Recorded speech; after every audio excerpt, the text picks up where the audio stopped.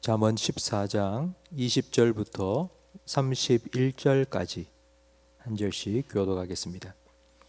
가난한 자는 이웃에게도 미움을 받게 되나 부요한 자는 친구가 많으니라.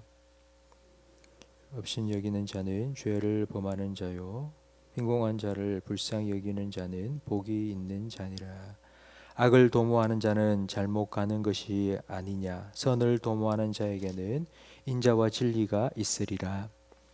모든 수고에는 이익이 있어도 입술에 많은 궁핍을 이룰 뿐이니라. 지혜로운 자의 재물은 그의 면류관이요, 미련한 자의 소유는 다만 미련한 것이니라. 진실한 증인은 사람의 생명을 구원하여도 거짓말을 뱉는 사람은 속이느니라. 여호와를 경외하는 자에게는 견고한 의뢰가 있나니 그 자녀들에게 피난처가 있으리라. 여호와를 경외하는 것은 생명의 셈이니 사망의 그물에서 벗어나게 하느니라. 백성이 많은 것은 왕의 영광이요, 백성이 적은 것은 주권자의 패망이니라. 노하기를 더디하는 자는 크게 명철하여도 마음이 조급한 자는 어리석음을 나타내느니라. 평온한 마음은 육신의 생명이나 시기는 뼈를 썩게 하느니라. 가난한 사람을 학대하는 자는 그를 지으신 이를 멸시하는 자요, 궁핍한 사람을 불쌍히 여기는 자는 주를 공경하는 자니라. 아멘. 탕자가 아버지의 재산을 뚝 잘라 받아서 그거 가지고 나가서 허랑방탕하게 살 때에는 그의 주변에 친구들이 참 많았습니다. 하지만 돈을 다 쓰고 빈 털터리가 된 후에는 친구들 하나도 남지 않았습니다. 아무도 도와주는 사람이 없어서 돼지가 먹는 쥐염 열매로 연명을 하고 살아야만 했습니다. 오늘 우리가 함께 읽은 20절 말씀에 가난한 자는 이웃에게도 미움을 받게 되나 부요한 자는 친구가 많으니라. 바로 이 말씀이 탕자의 삶에도 그대로 적용이 되었고 세상 모습을 잘 표현해 주고 있습니다. 여러분, 이 20절 말씀의 교훈이 무엇일까요? 가난한 자는 이웃에게 미움이 되고 그리고 부한 자에게는 친구가 많다. 왜 이 말씀이 이 잠언에 기록이 되었겠습니까? 뭐 돈을 많이 벌어라, 부자가 되어라, 이걸 우리에게 교훈하는 것일까요? 그렇지 않습니다. 21절 말씀에 그 이유가 나와 있습니다. 이웃을 업신여기는 자는 죄를 범하는 자요, 빈곤한 자를 불쌍히 여기는 자는 복이 있는 자니라. 이웃이 가난하다고 업신여기는 것이 죄라고 말합니다. 그리고 가난한 자를 돕는 것이 복이 있다고 말씀합니다. 야고보서 2장은 이 문제에 대해서 아주 잘 설명해 주고 있습니다. 야고보서에 보면 내 형제들아, 영광의 주 곧 우리 주 예수 그리스도에 대한 믿음을 너희가 가졌으니 사람을 차별하여 대하지 말라. 만일 너희 회당에, 회당이라는 말은 교회라는 말입니다. 만일 너희 교회에 금가락지를 끼고 아름다운 옷을 입은 사람이 들어오고 또 남루한 옷을 입은 가난한 사람이 들어올 때에 너희가 아름다운 옷을 입은 자를 눈여겨 보며 말하되 여기 좋은 자리에 앉으소서 하고, 또 가난한 자에게 말하되 너는 거기 서 있든지 저 아래 앉으라 하면 너희끼리 서로 차별하며 악한 생각으로 판단하는 자가 되는 것이 아니냐. 교회에 외모로 그리고 학벌로 그리고 가진 것으로 사람을 차별하는 일이 2000년 전에도 있었던 것입니다. 야고보서 2장 9절에 결론적으로 이렇게 말합니다. 만일 너희가 사람을 차별하여 대하면 죄를 짓는 것이니 율법이 너희를 범법자로 정죄하리라. 왜 가난한 자를 차별하는 것이, 사람의 외모를 보고 그리고 학벌과 돈으로 차별하는 것이 죄일까요? 그 이유가 31절 말씀에 나와 있는데, 가난한 사람을 학대하는 자는 그를 지으신 이를 멸시하는 자요, 궁핍한 사람을 불쌍히 여기는 자는 주를 공경하는 자니라. 바로 이 이유 때문입니다. 탕자가 돈이 많을 때는 친구들이 많았습니다. 그러나 돈이 뚝 떨어지자 다 떠났습니다. 하지만 탕자가 집에 있을 때나 집을 떠나서 돌아왔을 때, 빈털 들이러 돌아왔을 때나 아버지에게는 탕자는 언제나 아들이었습니다. 아버지는 아들이 부하든지 가난하든지 똑같이 아들로 사랑합니다. 이와 마찬가지로 하나님께서도 부자와 가난한 자를 차별하여 대하시지 않습니다.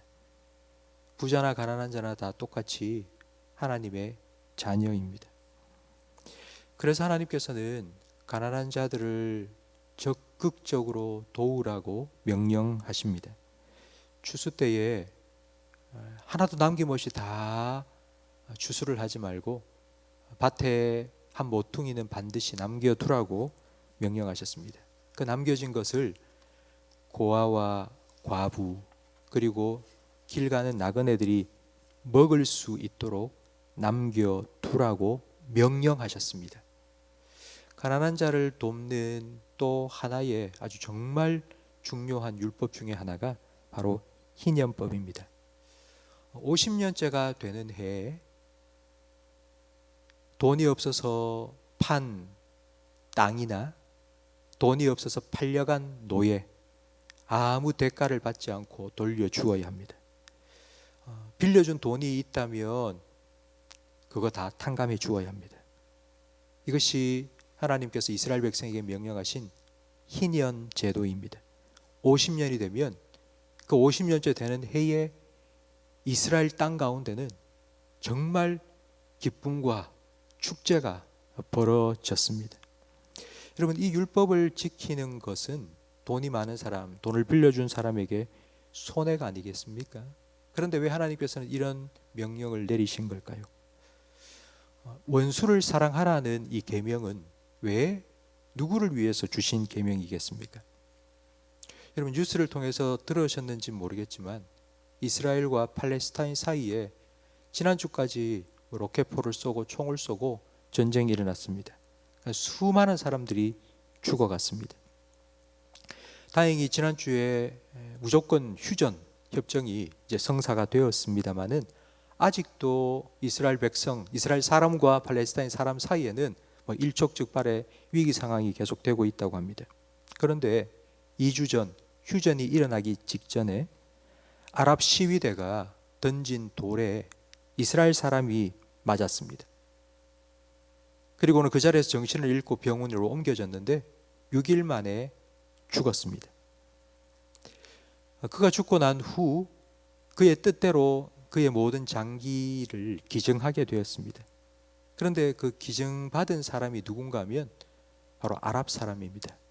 이스라엘 사람이 아니라 아랍 땅에 살고 있는 6 자녀를 키우고 있는 아랍인 여성에게 그의 장기를 기증해 주었습니다.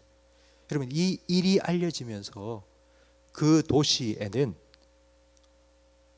이스라엘 사람과 아랍 사람 사이에 진정한 평화가 휴전 협정이 세워지기 전에 이루어진 것입니다.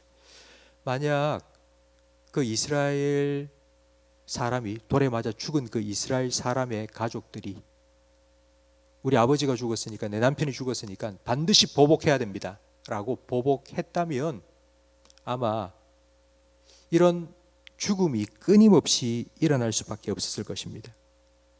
그 다음 희생자가 내 아내가 될 수도 있고 내 자녀가 될 수도 있었습니다. 원수를 사랑하라 하신 이 계명은 원수를 위한 것이 아니라 나를 위한 것입니다.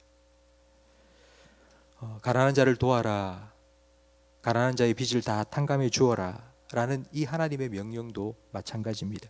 그것은 가난한 사람을 위해서가 아니라 바로 나를 위한 것입니다. 최근에 코로나로 인해서 우리 사회의 양극화가 아주 심해졌습니다. 그러니까 상위 5%의 부자들은 작년 1년 동안 재산이 2배, 3배 불어났고, 하위 30%의 가난한 사람들은 끼니 걱정을 하며 하루하루를 근근히 살아갈 상황이 되어버렸습니다. 이렇게 양극화가 심하게 되면 생계형 범죄와 더불어 사회 증오형 범죄가 많이 일어납니다. 이 증오형 범죄의 특징은 무차별적이고 그리고 묻지마식 범죄라는 것입니다. 그러니까 사회에 품은 이 불만을 그냥 지나가다가 아무한테나, 자기보다 힘이 없고 약한 사람 아무한테나 그 불만을 그냥 푸는 것입니다. 근데 그 대상이 내가 될 수도 있고 내 자녀가 될 수도 있습니다. 그래서 하나님께서는 이런 일들이 일어나지 아니하도록 도와라, 나누어라, 베풀어라, 더불어 함께 사는 세상을 만들어라 라고 명령하신 것입니다.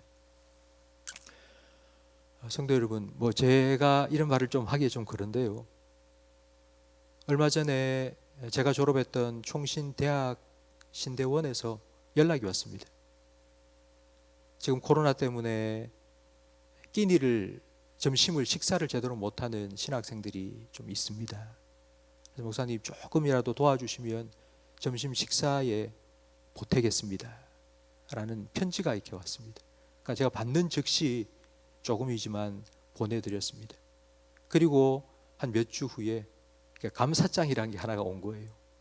목사님의 섬김으로 몇 명의 학생들에게 식사를 대접했습니다. 그러니까 제가 그걸 받으면서 얼마나 감사했는지 모릅니다.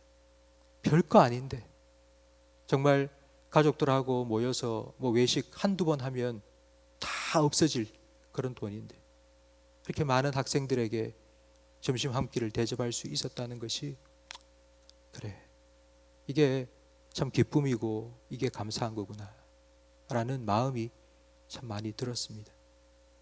성도 여러분, 조금만 주위를 돌아보면 우리의 도움이 필요한 사람들이 참 많이 있습니다. 우리가 줄 수 있는 것이 복입니다. 주는 자가 복이 있다고 주님께서는 말씀하셨습니다.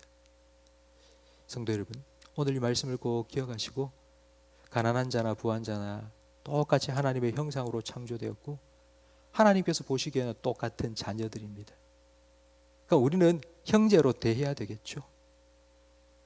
그렇게 사랑하며 살아라고 주님께서는 네 하나님을 사랑하고 그리고 똑같이 너의 이웃을 사랑하라고 우리에게 말씀해 주셨습니다. 주님의 사랑을 받은 만큼 주님의 사랑을 흘려보내는 그런 복의 통로로 살아가시는 저와 우리 모든 성도들이 되시기를 주님 이름으로 축원합니다. 기도하겠습니다. 악한 자나 선한 자에게 차별이 없이 골고루 해와 비를 내려주시는 사랑의 하나님 아버지, 아버지의 시선으로 사람들을 바라보게 하시고 아버지의 마음으로 사람들을 품게 해 주시옵소서. 하나님께서 우리에게 주신 것 모든 것인데 하나님의 명령에 순종하여 작은 것이라도 나눌 때에 하나님께서 그 나눔 가운데 역사하셔서 오병이어와 같은 하나님의 사랑, 하나님의 은혜가 흘러가도록 역사하여 주시옵소서. 그리하여서 우리의 나눔과 섬김을 통하여서 많은 사람들이 기쁨을 누리고 또한 나누고 베푸는 우리들 가운데 하나님이 약속하신 은혜와 복을 누리게 해 주시옵소서. 예수님 이름으로 기도합니다. 아멘. 하늘에 계신 우리 아버지여, 이름이 거룩히 여김을 받으시오며 나라 임하옵시며 뜻이 하늘에서 이룬 것 같이 땅에서도 이루어지이다.